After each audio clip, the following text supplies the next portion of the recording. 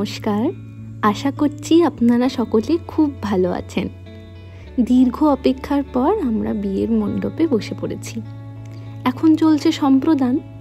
এর মাধ্যমেই তো মেয়ের বাবা তার হবু জামাইকে মেয়েকে নিয়ে সংসার করার অনুমতি দেন।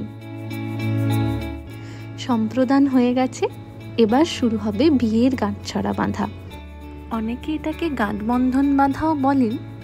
এটা নাকি ভালোবাসা, বিশ্বাস, আশা, ভরসা, দায়িত্ব আর একসাথে পথ চলার প্রতীক।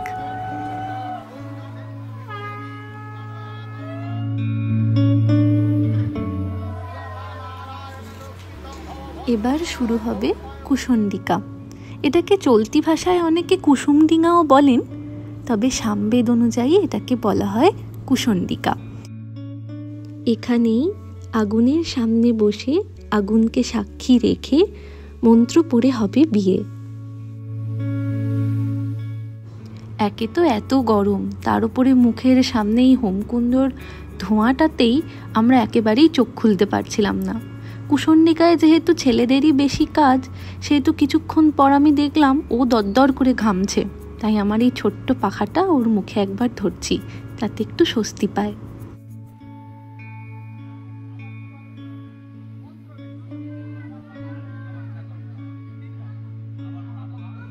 প্রথমে হোমকুণ্ডের উপরে কুশ বিছিয়ে তার উপরে কাঠ পেতে ধরানো হয় আগুন। তারপর যেগুলো যেগুলো যজ্ঞে ব্যবহার করা হয় সেগুলোকে প্রথমে আগুনের সাথে স্পর্শ করিয়ে নেওয়া হয়। তারপর শুরু হয় হোম। বিয়েতে যেহেতু অনেকবার ওঠা বসা করতে হয়, আর আমি যেহেতু বেনারসি পরেছি, মালার ওজনও অনেকটা ছিল, তাই একা উঠতে পারছিলাম না। ও তাই আমাকে একটু সাহায্য করছে ওঠার জন্য।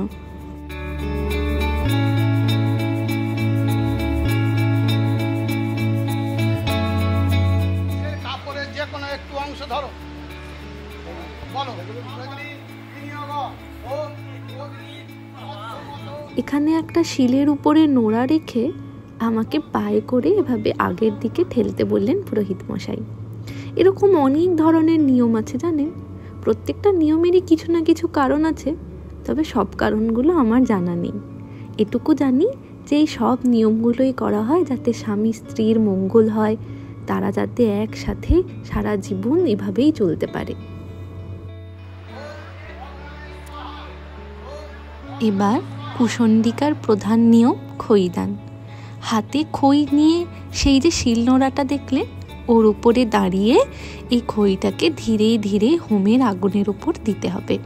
তারপর আমাদের দুজনকেই এক পাক ঘুরে এসে আবার শিলনোড়ার উপরে দাঁড়িয়ে আগুনের উপর খই দিতে হবে। এরকমভাবে 3 বার করবার পর হাতে কুলো নিয়ে ধীরে ধীরে সমস্ত খইটা আগুনের উপর সম্প্রদান করতে হবে।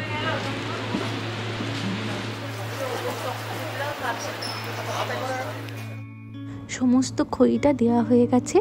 এবার শুরু হবে সপ্তপদী। এখানে 7টা পান পাতা, তার উপরে এক একটা করে সুপরি ওই অগ্নিকুণ্ডটার চারপাশে রাখা থাকবে।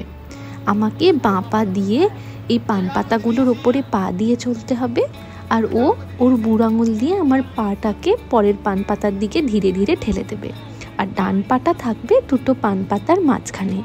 এইভাবে 7 বার আগুনের চারপাশে ঘুরে আসতে হবে।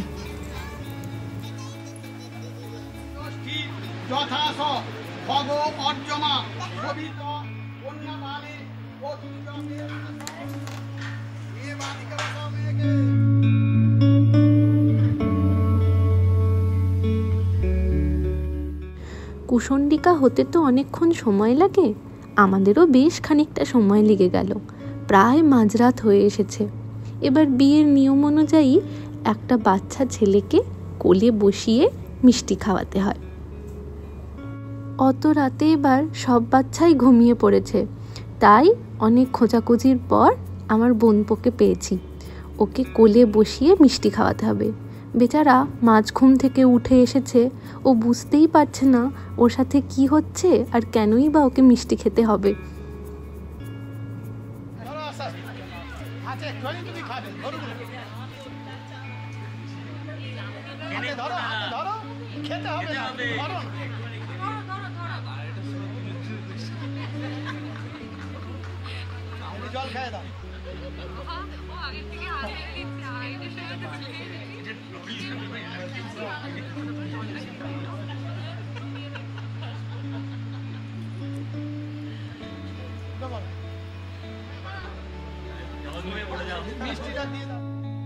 সিঁদুরদান সব মেয়েদের মতোই আমার জীবনেরও একটা বিশেষ মুহূর্ত,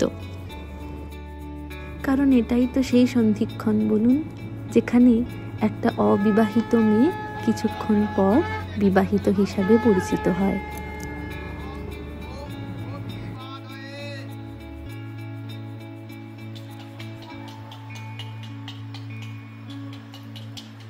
বিয়ের সমস্ত নিয়ম শেষের পথে। বিয়ে শেষ হতে হতে রাত কেটে ভোর হয়ে গেছে। এখন 3:45 বাজে, কিন্তু ওই দেখুন আমার বন্ধুরা সকলে সারা রাত জেগে বন্ধুর বিয়ে দেখেছে। ওদেরকে আবার 6টার সময় বেরোতে হবে, যে যার নিজের গন্তব্যে ফিরে যাবে। আর আমার দিদি ঘুম পেয়ে যাচ্ছে, কিন্তু সারা রাত ধরে বোনের পাশে বসে রয়েছে, পাছে বোনের কোনো অসুবিধা যাতে না হয়।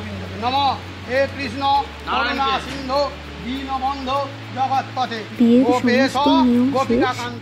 এবার ও আমার হাতে এই নোয়াটা পরিয়ে দিচ্ছে। বলে নাকি এটা সমস্ত ধরনের খারাপ নজর থেকে রক্ষা করবে। ওই যে হোমের টিকাও পরানো হয়ে গেল। এবার শুরু হবে আশীর্বাদ আর বিদায় পর্ব।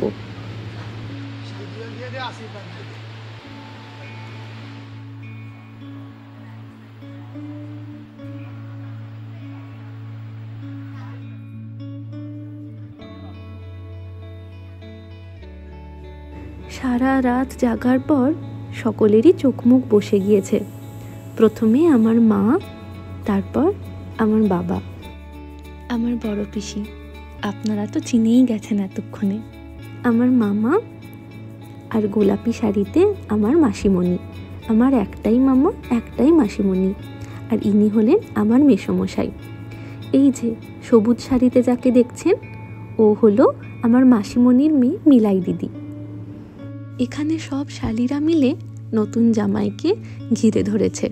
পর্যাপ্ত দক্ষিণা দিতেই হবে, তবে বউ নিয়ে যেতে পারবে। আর ছোট মামা চেষ্টা করে যাচ্ছে ভাগনাকে শালিদের হাত থেকে বাঁচানোর জন্য। এবার পালা বিদায় জানানোর। তাই প্রথমে তারকেশ্বর মন্দিরে আশীর্বাদ নিয়ে রওনা দেব মেদিনীপুরের উদ্দেশ্যে। আজ তাহলে এই পর্যন্তই। এখানেই শেষ করলাম আমাদের বিয়ের পর্ব। ও বাড়ির অনুষ্ঠানগুলো তো আপনারা বড়দির ব্লগে দেখেই নিয়েছেন। আবার আসবো তাই নতুন কিছু নিয়ে। ততক্ষণ আপনারা সকলে সুস্থ থাকবেন আর সকলের খেয়াল রাখবেন।